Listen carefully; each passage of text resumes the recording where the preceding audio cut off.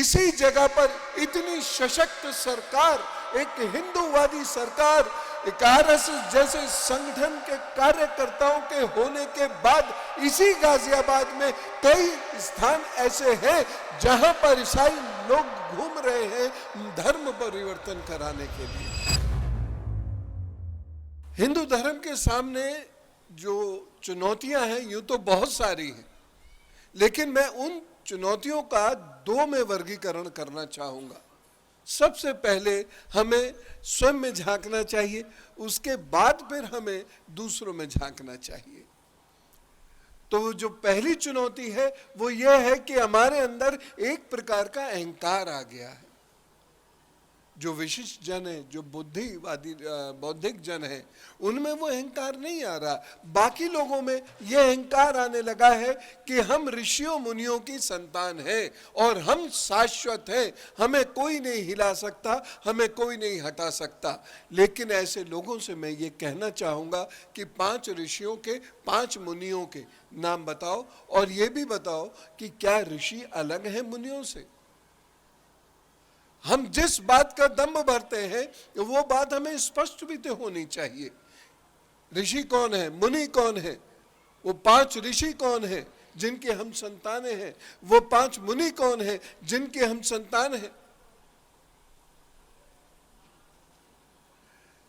जब हम अपने भीतर झांकने की कोशिश करेंगे तब हमें जाकर ये पता चलेगा कि हमारा ज्ञान अपनी ही संस्कृति के बारे में बहुत कम है। क्या हुआ यदि वहां पर बहुत सारे ग्रंथ हैं, लेकिन कुछ एक ग्रंथ तो ऐसे हैं, कुछ एक शास्त्र तो ऐसे हैं जो सबको बहुत सरलता से उपलब्ध हैं और उनके पढ़ाने और समझाने वाले लोग हैं, तो हम वहां जाकर समझते क्यों नहीं हैं। और जहां तक दूसरी बात आती है कि हम जैसे थे वैसे हैं और वैसे ही रहेंगे, आप मेरी बात का बुरा मत मानिएगा। जो संप्रदाय, जो समुदाय अपने बचने और बचाने का प्रयत्न नहीं करता और जो हर बात को केवल इतिहास पर डाल देता है, वह धीरे धीरे कम होता हुआ नष्ट भी हो सकता है। हम जम्बूद्वीप पर थे, जम्बूद्वीप से भात खंड पे आए, भात खंड से और छोटे छोटे खंडों में बट गए और 1947 में हमारा एक बहुत बड़ा हिस्सा जो आतताई आए थे, वो उनके वंशज वो लेके चले गए। तो आप ये नहीं कह सकते कि हम थे, हैं और हमेशा रहेंगे। यदि आप स्वयं को बचाने का प्रयत्न नहीं करेंगे तो अस्तित्व पर किसी के भी संकट आ सकता है, ये हमेशा याद रखिएगा। अपने अस्तित्व को बचाने की लड़ाई हमें रोज करनी होती है। हम अपने को उठाने की कोशिश करते हैं, उससे हमारा घर परिवार जगमगाता है, उससे हमारा शहर नगर जगमगाता है और उसी से ये संस्कृति जगमगाती है। हम अगर ये सोचे कि हमें कोई नहीं हिला सकता तो यह हमारी गलतफहमी है। इसी जगह पर इतनी सशक्त सरकार, एक हिंदूवादी सरकार, एक आरएसएस जैसे संगठन के कार्यकर्ताओं के होने के बाद इसी गाजियाबाद में कई स्थान ऐसे हैं जहां पर ईसाई लोग घूम रहे हैं धर्म परिवर्तन कराने के लिए। क्यों नहीं ऐसा कुछ हो सकता कि मुसलमानों ने क्या धर्म परिवर्तन नहीं कराया? और वही मुसलमान जिनके लिए गुलाम नबी आजाद से जब पूछा गया बेबाकी से, और उन्होंने बेबाकी से उत्तर दिया, और वो उत्तर ये था कि हम सब हिंदू हैं, मैं भी स्वयं हिंदू हूं, धर्म परिवर्तन हो गया तो क्या है, मैं आज भी कश्मीरी हिंदू ही हूं। उसी धर्म परिवर्तित हुए लोगों के एक बड़े सेक्शन ने, एक बड़े विभाग ने, एक बड़े खंड ने अपने ही हिंदू भाइयों का धर्म परिवर्तन कराना शुरू किया।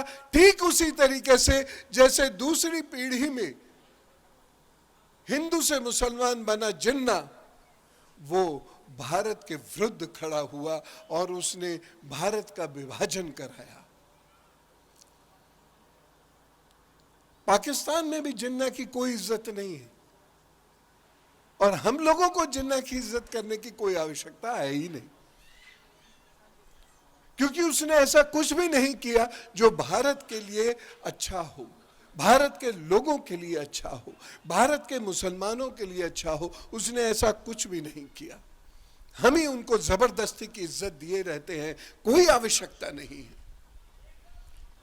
तो लेकिन हमारे लिए जो सबक है वो ये है कि हम अगर थे और हैं, और अगर हमने अपने अस्तित्व पर गहराते संकट को नहीं समझा, उसी अहंकार में डूबे रहे कि वो करेंगे वो करेंगे वो करेंगे, हमने अब तक ये कर दिया है, हमने अब तक वो कर दिया है, इस संस्कृति का कुछ नहीं हो सकता, तो हम गलत फहमी में हैं, हम गलत हैं, और हमारे लिए भविष्य बहुत ज्यादा चुनौतियां लेके आ रहा है। भविष्य सुनहरा हमारा है नहीं अगर हम उसके लिए प्रयत्न नहीं करते हैं। तो अगर प्रयत्न करेंगे तो भविष्य क्या, ये पूरा विश्व हमारा है। हमारे सिद्धांतों में वह दम है कि हम पूरे विश्व को जोड़कर रख सकते हैं। हमारे सिद्धांतों में वो दम है जो मुस्लिम देशों में भी योग करवा सकता है। हमारे लोगों में, हमारे प्रधानमंत्री से लेकर और संघ के अंतिम कार्यकर्ता तक लोगों में वह दम है कि अपनी संस्कृति का लोहा मनवा सकते हैं, और उन्होंने लोहा मनवा के दिखाया है। लेकिन केवल उसी से बात पूरी नहीं होती जब तक लोग साथ नहीं आते। इसलिए लोगों को साथ आना होगा।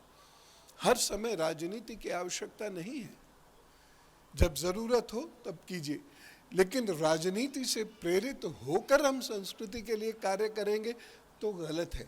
संस्कृति से प्रभावित होकर राजनीति के लिए कार्य करें वह सही है। दोनों में बहुत अंतर है, क्योंकि अगर राजनीति से प्रेरित होकर हम संस्कृति के लिए कार्य करेंगे तो बस कार्य भर करेंगे, और संस्कृति के लिए, संस्कृति से प्रभावित होकर अगर हम राजनीति में कार्य करेंगे तो हम मजबूती के साथ राजनीति में उतरेंगे, और इस सोच के साथ उतरेंगे कि मेरा भारत, भारत हमेशा रहना चाहिए। कल मैं हूं या ना हूं, भारत मेरा होना चाहिए। ये दोनों में बहुत बड़ा अंतर है।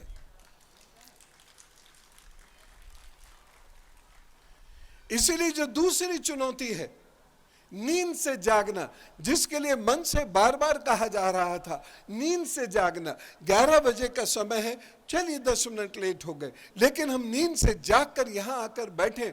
क्या देश से बड़ा कोई कार्य हो सकता है?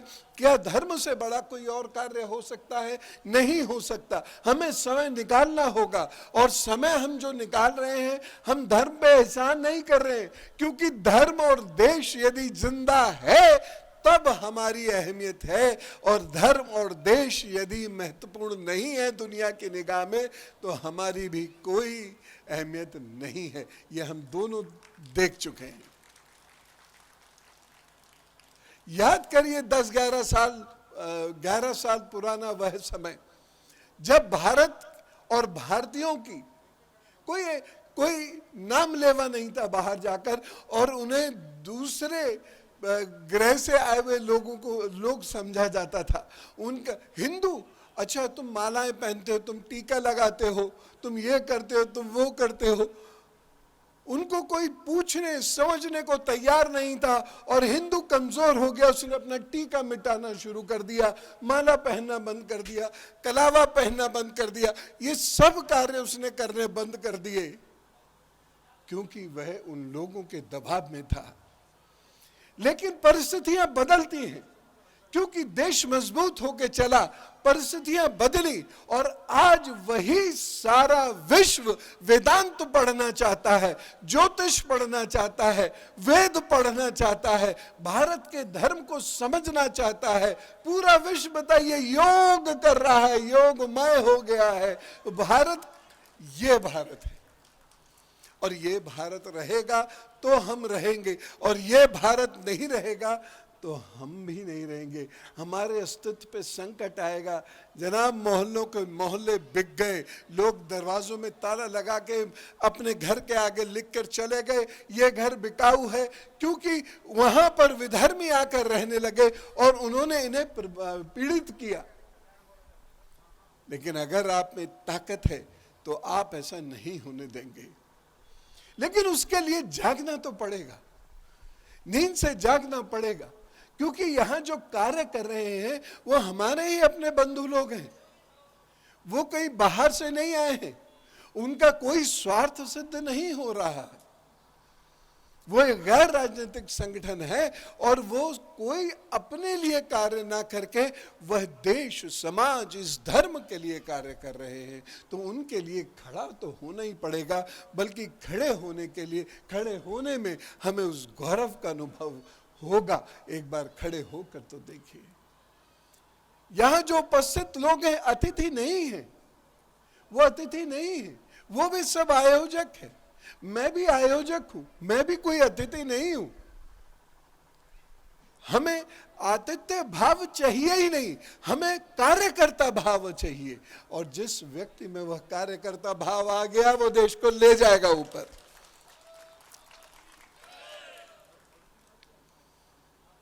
तो ये हमें ध्यान रखने की आवश्यकता है। देखिए, मैं एक तरफ और आपका दिमाग ले जाना चाहूंगा, और वो ये है कि भारत इतनी मजबूती में है कि आज अमेरिका भी भारत को पूछता है, चीन भी पूछता है, रूस भी पूछ रहा है, लेकिन पाकिस्तान और बांग्लादेश में भारतीयों के साथ, हमारे हिंदू भाई बहनों के साथ क्या हो रहा है ये आप न्यूज में पढ़ते हैं। इतनी सारी उपलब्धियों के बाद भी हमारे ऊपर हमले अगर हो रहे हैं तो इसका मतलब यह है हमें सचेत होकर कितना मजबूत बन के खड़ा होना होगा, नहीं तो ये हमले हमें नष्ट कर देंगे। और हम बचे हुए हैं, क्यों बचे हुए हैं? जरा मनन करके सोचिए, 5 मिनट के अंदर उत्तर मिल जाएगा कि हम बचे हुए क्यों हैं। इसलिए आपके अंदर जो चेतना शक्ति है वो जाग जानी चाहिए। पाकिस्तान और बांग्लादेश में हम कितने हुआ करते थे, आज सिमट के कहां है। अमेरिका की तरफ मैं एक आप लोगों का दृष्टिकोण ले जाना चाहूंगा। अमेरिका में एक सम्मेलन होता है, एक सेमिनार होती है, यूनिवर्सिटीज के वहां प्रबुद्ध लोग बैठते हैं, तथाकथित प्रबुद्ध लोग बैठते हैं, और वो इस बात पे चर्चा करते हैं कि हिंदू को किस प्रकार से समाप्त किया जाए, और खुली चर्चा है, अखबारों में छपती है। आप समझ रहे हैं कि खतरे कितने हैं, कितने कितने खतरों से कोई 2, 4, 6, 10, 20, 100 लोग, 200 लोग थोड़ी लड़ेंगे। हम सबको मिलकर लड़ना पड़ेगा, हम सबको उन खतरों को समझना पड़ेगा। अमेरिका में एक जगह एक विधर्मी मेयर बन जाता है, मेयर बनते ही वह एक स्टेटमेंट जारी करता है जो हिंदू जनता के विरुद्ध जा रहा है।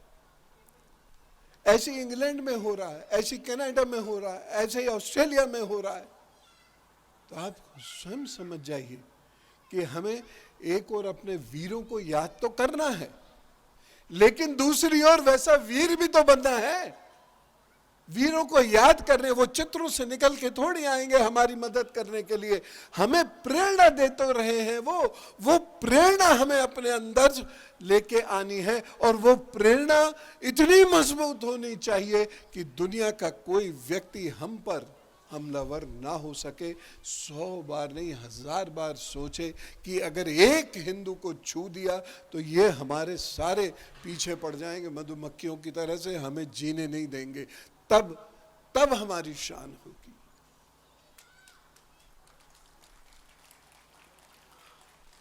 अच्छा, एक छोटी सी बात स्वयं आप चिंतन कीजिएगा। हमारी जो वैश्विक जनसंख्या है उसमें अनुपात 13-14% का है, कुछ आंकड़े 15% कहते हैं। मुस्लिम्स 25% के लगभग हैं और 35% के लगभग ईसाई हैं। तो हम तो अल्पसंख्यक हैं वहां पर। पूरे विश्व में हम अल्पसंख्यक हैं, लेकिन उसके बाद पूरा विश्व हमारे पीछे पड़ा क्यों है? सबसे ज्यादा अगर शांति इस दुनिया के अंदर किसी ने फैलाई है तो हमने फैलाई है। इसीलिए हम पूरे विश्व के लिए जरूरी है कि यदि विश्व को शांत रहना है, युद्धों से मुक्त रहना है, तो भारत की तरफ देखना होगा, भारत से सीखना होगा। तो आप स्वयं सोच के देखिए जरा कि हमने कितनी शांति इस दुनिया को दी है, कितना विकास इस दुनिया को दिया है, कितने देश इस दुनिया के अंदर ऐसे हैं जो हिंदू युवाओं के मानसिक बल के दम पर उन्नति करते चले गए। कुछ देश तो ऐसे भी हैं जो भारत की सामग्री के आधार पर पूरे विश्व में डेवलप्ड कंट्री कहलाए। तो फिर ये हमारे पीछे पड़े क्यों? इन्हें हमसे समस्या क्या है? ये भगवा आतंकवाद हमारा यहीं पर एक दूसरी पार्टी का नेता क्यों कहता है ये भगवा आतंकवादी है? हमारे लोगों को वो बिना किसी सबूत के उठाकर जेलों में बंद करके उन्हें बुरी तरह पीड़ित क्यों करता है? उनकी पीड़ाएं कभी सुनी हमने? ये कैसा अजीब सा मंजर है, कैसी अजीब सी स्थिति है कि हम जो किसी से नहीं लड़े, श्री राम जी चाहते तो क्या लंका को कब्जा नहीं सकते थे? वहां पर भी अयोध्या की एक्सटेंडेड टेरिटरी नहीं बना सकते थे? बिल्कुल कर सकते थे, नहीं की, क्योंकि वो अनैतिक था। क्या श्री कृष्ण ऐसा नहीं कर सकते थे? नहीं किया, क्योंकि वह अनैतिक था। तो हम हमेशा इन्हीं नीतियों में रहे। अशोक महान को यदि श्रीलंका में बुद्धिज्म फैलाना था तो वो वहां जाके उसे कब्जा सकता था, उसके पास इतनी शक्ति थी और वहां पूरी जनता को बलात् बुद्धिस्ट बना देता। नहीं किया, क्योंकि अनैतिक है, इसलिए अपने बेटा बेटी भेजे कि तुम सिद्धांतों का प्रचार करो। तो ये सोचने की बात है आप सब लोगों के लिए।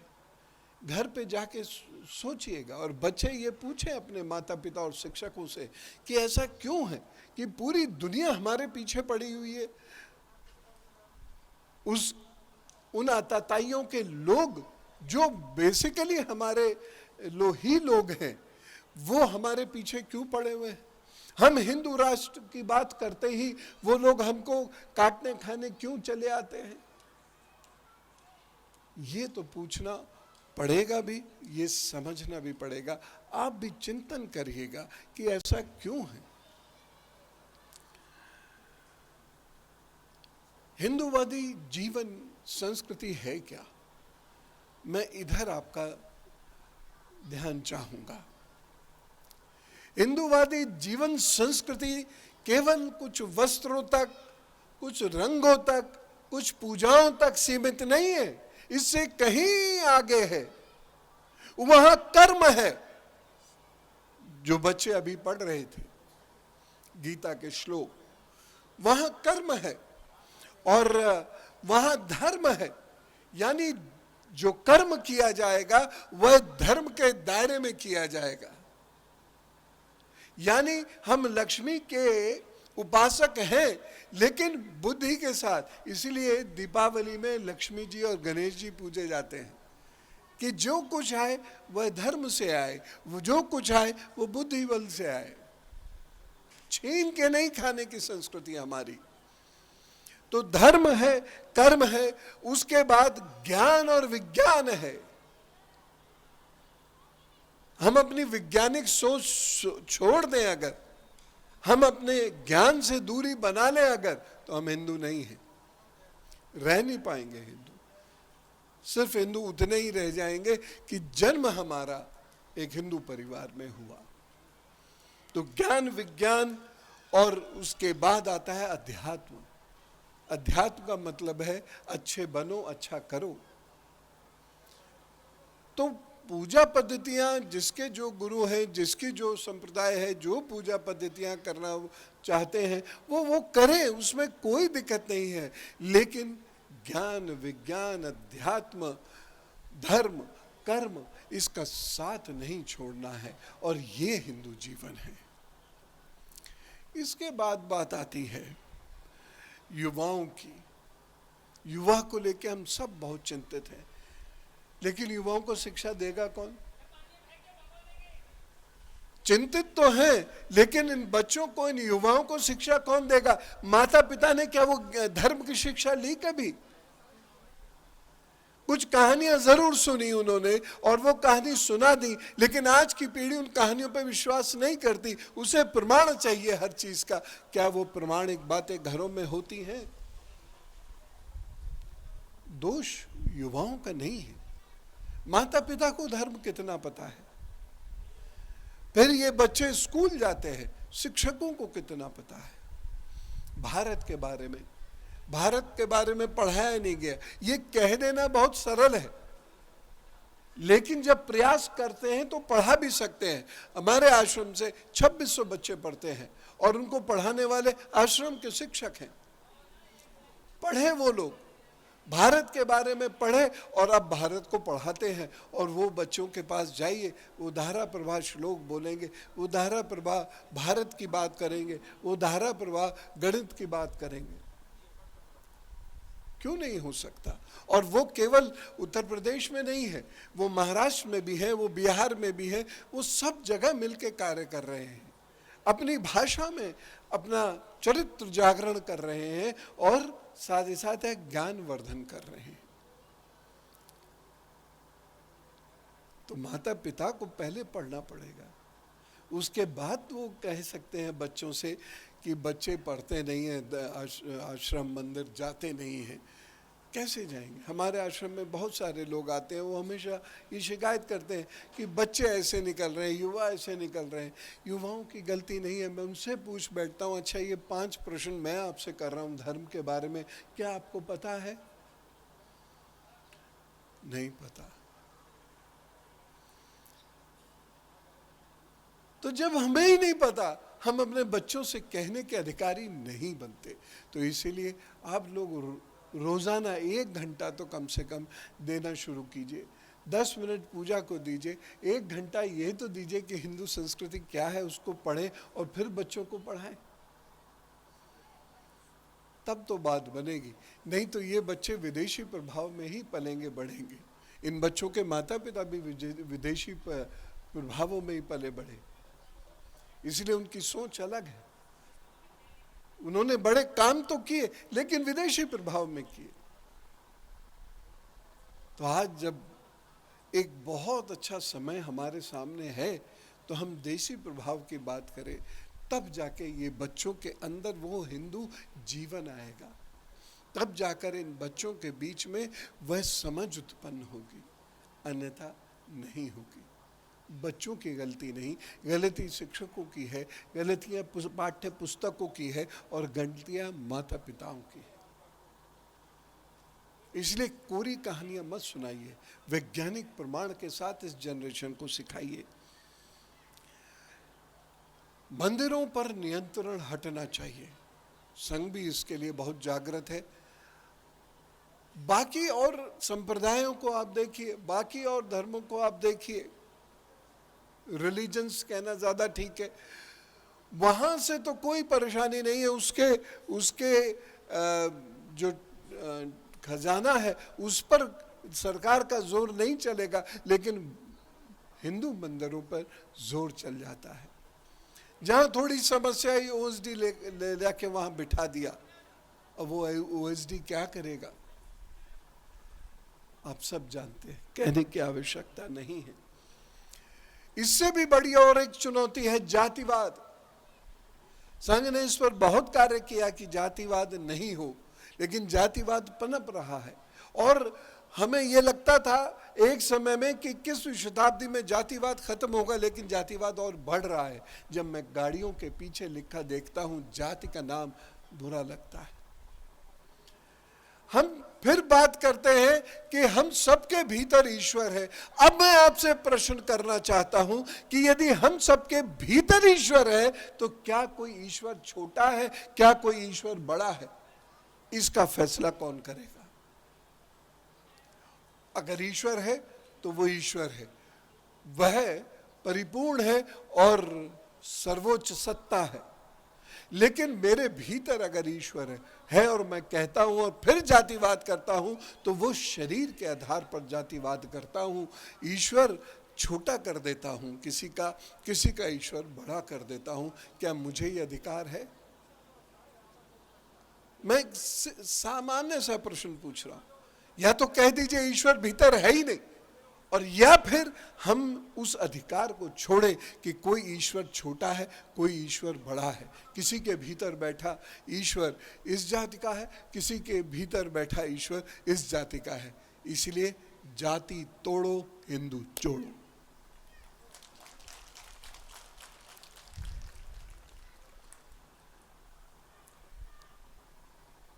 एक अंतिम बात मैं कहूंगा, हिंदू बच्चे को बहुत पढ़ना है, लेकिन कोई भी काम करने को तैयार रहो। तुम जो जगह छोड़ दोगे उस जगह कोई और आकर काम करने लग जाएगा।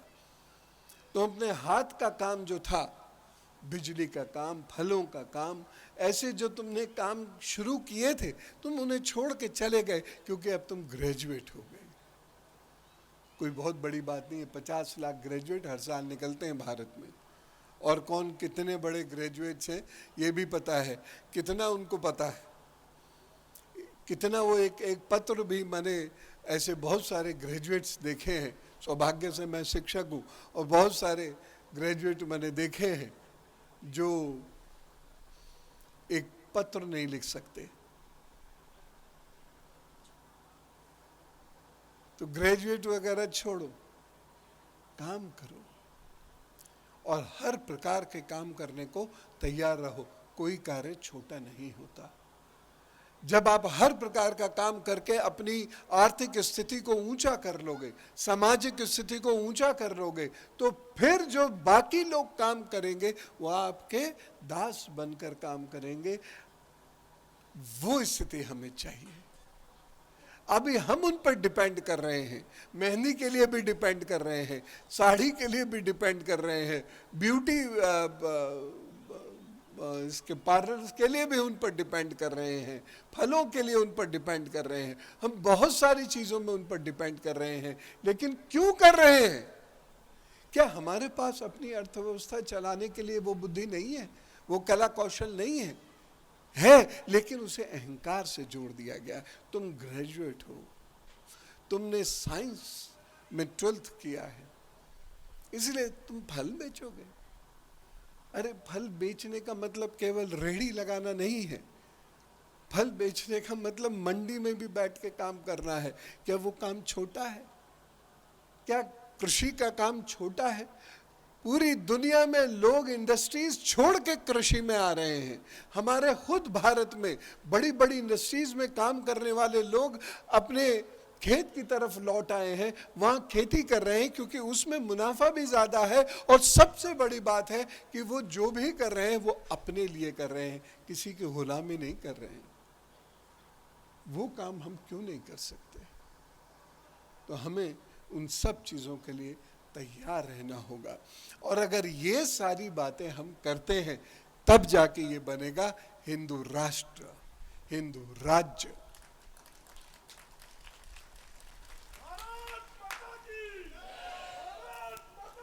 जय। अन्यथा आप इसके लिए लड़ते रहेंगे, मंचों से बोलते रहेंगे, घरों में बातें करते रहेंगे, चौराहों पे बातें करते रहेंगे, होगा कुछ नहीं। तो अभी बहुत समय है, समझ जाइए। लेकिन समझने केवल कार्यकर्ताओं को नहीं है, समझना उन लोगों को भी है जो कार्यकर्ता और प्रचारक नहीं है। वह भी देखें देश को, वह भी समझे। मंदिरों को वो भी टूरिस्ट स्पॉट बनाना बंद करें। और मंदिर अध्यात्म की सेवा की स्थान है, पूजा की जगह हैं। वहाँ उस नीति से, उस बुद्धि से जाना शुरू करें, तो हम अपने मंदिरों की, आचार्यों की, धार्मिक पुस्तकों की, इनके जो सोच है इसके प्रति, उसे ऊंचा कर सकते हैं, इनका उत्थान कर सकते हैं। आज के इस कार्यक्रम के लिए मैं बहुत बहुत साधुवाद देता हूं, और इस कार्यक्रम में मुझे आपने आने का अवसर दिया, इसके लिए मैं पूरे आयोजक मंडल को अपने हृदय से धन्यवाद देता हूं, क्योंकि प्रचारक नाम तो कहीं लिखते नहीं हैं, यही वो भी एक दूसरे वेश के संत ही तो हैं, वो अपना नाम कहीं नहीं देते हैं, मंच के पीछे से मंच पे कार्य करने के लिए लोगों को वहाँ सजा देते हैं। ये उनकी एक अद्भुत सेवा है देश के प्रति, धर्म के प्रति। चलिए हम आप भी इस सेवा का एक हिस्सा बने और इससे जुट जाएं, और ये याद रखें, अब देश के लिए मरने का समय नहीं है, देश के लिए जीने का समय है। भारत माता की, वंदे